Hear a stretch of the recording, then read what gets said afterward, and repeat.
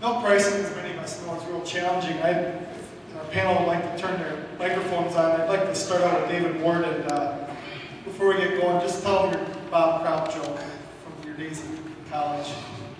Some of you, I'm sure, have heard this one before.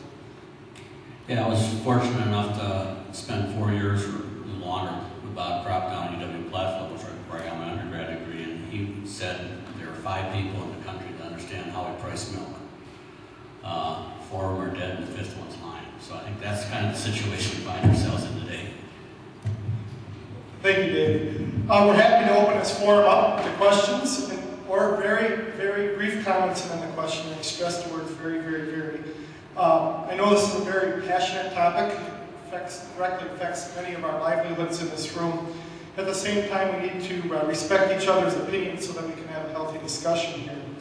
I'm going to be coming around as moderator. I'd ask that if I come to you and you have a question, to make it one question, and we'll let people respond to it. If time permits, we'll come around and allow people to ask a second question. And I'm going to ask that we start out with dairy producers first. I know we have a lot of media here as well, and we're going to have an ice cream social after this panel, and I believe most of our panelists are going to stay, so there'll be time for personal interviews as well. So with that, we'll open it up. And I have a couple of questions emailed in as well, so I know, Mr. Stanek, you were one of the impetuses for having this panel, so you have a couple of questions, so we'll start with you. I guess my question is for Lucas. I emailed it in. I hoped I wasn't going to have to. It might have shoved in my face, but I realized that he was coming my direction. With your plan, like this year, you know, like most times, when we have milk prices crash or we get the high milk price, it's a perfect storm that causes the problem. This year it was an economy collapsing. With your plan, if something like this was to happen again, does this board have the ability, I know we didn't use the word quota, it was another word you used, we have a base established that the payment, our allowed marketings. With this plan, in a situation like that, would that board have the ability to cut the allowed marketing numbers up farm? Yeah, to answer that, thanks for the question. To answer that question, I mean, yes. We don't think, you know, when we see these things coming down the line, we're going to be able to be a lot more preventative than reactive to these sorts of things. So instead of everybody losing money industry-wide, let's cut right away. And I mean, we're not saying 10% or 20%. We're thinking, you know, it's going to be 2% at the most. That would make a lot of difference right now if we could cut 2-3%. And there's a lot of ways to do that without selling cows. So yes, I mean, they would have the ability to do that under our plan. Okay, thanks a lot, Corey. I do a lot of work on small family farms up in northeast Wisconsin, east central Wisconsin as a relief milker. Quite a few of the farms that I've worked with over the last couple of years are really afraid of what the future holds. Number one, they obviously can't get enough money together just to take a weekend off or anything. They're kind of pointing the fingers at the large farms. But I think there's room for everybody, but do you think there really is room for the small, traditional family farm? I know I have worked for a couple of you in this room here, Corey's home farm along with his dad, Randy, in front here. My home farm, I've been milking about 50 cows for, been in the family for 157 years. And then Corey's herdsman, he went off on his own just about 2 months ago. But is there room for a small, traditional family farm? See, just short-term and long-term. Thanks. Why don't we have all our panelists address that one?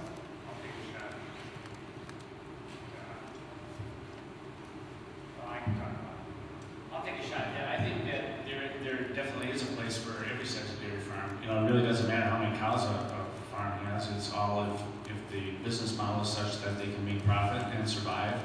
And there's a whole lot of dairy farms that I know. I was born and raised on a 30-cow dairy, and I know back in our neighborhood there are still some small dairies that are very successful. And I think there's going to be a place for them forever. I don't see any problem. I think, their future is bright for all sizes of farms.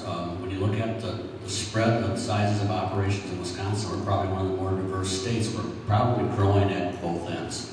Where a lot of the smaller operations, organic grazing kinds of operations are growing, and then on the big end, if you look at the growth in the industry and the change in the industry, the group of farms that are probably either they're getting out of business or they're getting bigger is that probably 100 to 250 cow kind of size operations. You're not seeing as many of them as you used to, but you're seeing growth on both ends of the spectrum. And I think it's important because without the number and mass of farms of all sizes, that's going to implement veterinarians, equipment dealers, and when you start losing that infrastructure, then you're going to start seeing probably the smaller farms affected by that more than the larger farms. So it's important that we keep farms of all sizes in the mass here. I think small farms certainly is a fabric of the upper Midwest, and really the key to small farms having that ability to stay in business is that we get to a base level of profit that all producers can make. I think, the larger the operation, there's certainly economies of scale. They begin pricing in bulk, and they're always going to have that advantage, and that's frustrating for a small operation that they don't take advantage of those opportunities. But I think all operations have a choice. They can be at 5 cows or 5,000 cows, but if they don't have that initial base price that they can work off of, it's going to be difficult for them to be able to do that. The unique thing with small operations is that they can diversify themselves, and they've done that on the Holstein side, National Holstein with genetics. They've done it with unique products. Some people have their own processing entities. They're able to do farmers markets and things like that. That's something that a large-scale operation has difficulty doing. We find it the uniqueness, even if you want to take it to the cheesemaker level. A small cheese operation has the ability to make many different types of products. They can do formula changes that make something that's unique for you. And if anything that's happening from a consumer standpoint is they want that local product. They want that local feel. They want to know who's producing their product for them. So definitely, I think small operations have a place, and they need to remain in that place. Yeah, obviously agree with all the Davids. There's obviously a place for everybody, but every farm is like a poker hand. I mean, you can see the big red barns with the beautiful new tunnel ventilated, but you never know until somebody goes out of business or makes an acquisition who's making money with what their farm looks like and who's not. So farmers aren't, as Holstein USA, we represent dairy farmers and their profits, and our goal all along has been to bring farmers back to that profit level and keep farmers back to that profit level. And we represent farmers of all sizes. So obviously, the smaller farmers are the large part of our business, but so is the big farm.